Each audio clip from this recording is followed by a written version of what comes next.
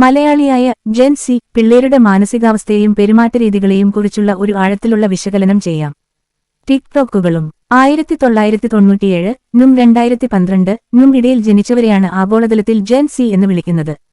കേരളത്തിന്റെ പശ്ചാത്തലത്തിൽ പറയുകയാണെങ്കിൽ സ്മാർട്ട്ഫോണുകളും അതിവേഗ ഇന്റർനെറ്റും കൈപ്പിടിയിലൊതുക്കി വളർന്ന ആദ്യത്തെ തലമുറയാണിത്. മുൻ തലമുറകളിൽ നിന്ന് വ്യത്യസ്തമായി ഇവർ ലോകത്തെ കാണുന്നത് ഡിജിറ്റൽ ലെൻസിലൂടെയാണ്. ഇവരുടെ സൈക്കോളജി മനസ്സിലാക്കുക എന്നത് ഇന്നത്തെ കാലത്ത് അധ്യാപകർക്കും മാതാപിതാക്കൾക്കും തൊഴിലുടമകൾക്കും ഒരുപോലെ അത്യന്താപേക്ഷിതമാണ്. ഡിജിറ്റൽ നേറ്റീവിസം, സാങ്കേതികവിദ്യയുമായുള്ള ആത്മബന്ധം. ജെൻ സിന്റെ മനഃശാസ്ത്രത്തെ സ്വാധീനിക്കുന്ന ഏറ്റവും വലിയ ഘടകം അവർ ഒരു ഡിജിറ്റൽ നേറ്റീവ് തലമുറയാണ് എന്നതാണ്. ഇന്റർനെറ്റ് ഇല്ലാത്ത ഒരു ലോകത്തെക്കുറിച്ച് ഇവർക്ക് ചിന്തിക്കാൻ പോലും കഴിയില്ല. വിവരങ്ങളുടെ അതിപ്രസരം, ഇൻഫർമേഷൻ ഓവർലോഡ്, സെക്കൻഡുകൾക്കുള്ളിൽ ഏത് വിവരവും വിരൽത്തുമ്പിൽ ലഭിക്കുന്നത് ഇവരെ കൂടുതൽ അറിവുള്ളവരാക്കുന്നു. എന്നാൽ ഇത് പലപ്പോഴും ഡിസിഷൻ ഫറ്റീഗ്, തീരുമാനങ്ങൾ എടുക്കാനുള്ള ബുദ്ധിമുട്ട് എന്ന അവസ്ഥയിലേക്ക് ഇവരെ എത്തിക്കുന്നു. അറ്റൻഷൻ സ്പാൻ, ഇൻസ്റ്റാഗ്രാം റീൽസുകളും ടിക്ടോക്കുകളും കണ്ടു വളരുന്നതിനാൽ ദൈർഘ്യമേറിയ കാര്യങ്ങളിൽ ശ്രദ്ധ കേന്ദ്രീകരിക്കാനുള്ള ഇവരുടെ കഴിവ് കുറഞ്ഞുവരുന്നു.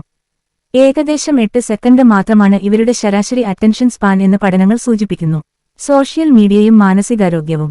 സോഷ്യൽ മീഡിയ ജെൻ സിന് കേവലം ഒരു വിനോദമല്ല, മറിച്ച് അവരുടെ വ്യക്തിത്വത്തിന്റെ ഭാഗമാണ്. ഫോമോ, മറ്റുള്ളവർ ആഘോഷിക്കുമ്പോൾ താൻ മാത്രം എവിടെയോ തഴയപ്പെടുന്നു എന്ന ഭയം ഇവരിൽ ശക്തമാണ്. ഇത് ഉത്കണ്ഠക്കും ആങ്സൈറ്റി, വിഷാദത്തിനും കാരണമാകുന്നു. ഡിജിറ്റൽ വാലിഡേഷൻ, ലൈക്കുകളിലൂടെയും കമന്റുകളിലൂടെയും സ്വന്തം മൂല്യം അളക്കുന്ന രീതി ഇവരിൽ കൂടുതലാണ്. Cyber bullying. മുൻ തലമുറകൾ സ്കൂൾ മുറ്റത്ത് അനുഭവിച്ചിരുന്ന കളിയാക്കലുകൾ ഇന്ന് സൈബർ ലോകത്തേക്ക് മാറിയിരിക്കുന്നു. ഇത് ഇവരുടെ ആത്മവിശ്വാസത്തെ വലിയ രീതിയിൽ ബാധിക്കുന്നു. സാമൂഹിക അവബോധവും ആക്ടിവിസവും. കേരളത്തിലെ ജെൻ ചുമ യുവാക്കൾ രാഷ്ട്രീയപരമായും സാമൂഹികപരമായും വലിയ അവബോധമുള്ളവരാണ്. ജെൻഡർ ഇക്വാലിറ്റി, ലിംഗസമത്വത്തെക്കുറിച്ച് ഇവർക്ക് വ്യക്തമായ നിലപാടുകളുണ്ട്. LGBT അവകാശങ്ങൾ, സ്ത്രീസമത്വം എന്നിവയിൽ ഇവർ വിട്ടുവീഴ്ചയില്ലാത്ത നിലപാട് സ്വീകരിക്കുന്നു. പരിസ്ഥിതി ബോധം, കാലാവസ്ഥാ വ്യതിയാനത്തെക്കുറിച്ച് ഏറ്റവും കൂടുതൽ ആശങ്കപ്പെടുന്ന തലമുറയാണിത്.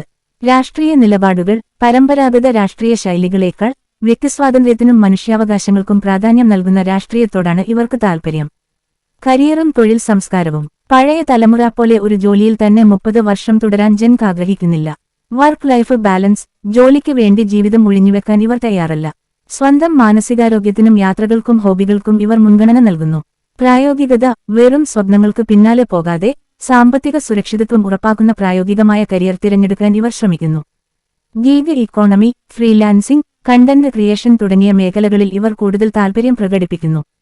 കുടുംബ ബന്ധങ്ങളും മാതാപിതാക്കളുമായുള്ള ബന്ധവും. കേരളത്തിലെ കുടുംബങ്ങളിൽ ജെൻസ് മക്കൾ പലപ്പോഴും മാതാപിതാക്കളുമായി ആശയപരമായ സംഘർഷങ്ങളിൽ ഏർപ്പെടാറുണ്ട്.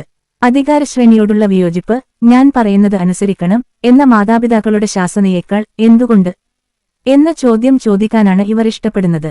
സ്വകാര്യത, പ്രിവസി, സ്വന്തം ഇടത്തെയും പേഴ്സണൽ സ്പേസ്, സ്വകാര്യയെയും ഇവർ വളരെയധികം വിലമതിക്കുന്നു. തുറന്ന സംസാരം. മാനസികാരോഗ്യ പ്രശ്നങ്ങളെക്കുറിച്ചും പ്രണയത്തെക്കുറിച്ചും മാതാപിതാക്കളോട് തുറന്നു സംസാരിക്കാൻ ഇവർ ആഗ്രഹിക്കുന്നുണ്ടെങ്കിലും പലപ്പോഴും മലയാളി കുടുംബങ്ങളിലെ യാഥാസ്ഥിതികത അതിന് തടസ്സമാകുന്നു. മാനസികാരോഗ്യത്തിലെ വെല്ലുവിളികൾ. ജെൻ സിനെ ഏറ്റവും ഏകാന്തത അനുഭവിക്കുന്ന തലമുറ, ലോൺലിയസ്റ്റ് ജനറേഷൻ എന്ന് വിളിക്കാറുണ്ട്. Loneliness paradox. ഡിജിറ്റലായി ആയിരക്കണക്കിന് ആളുകളുമായി ബന്ധപ്പെട്ടിരിക്കുമ്പോഴും യഥാർത്ഥ ജീവിതത്തിൽ ഇവർ ഒറ്റപ്പെടൽ അനുഭവിക്കുന്നു.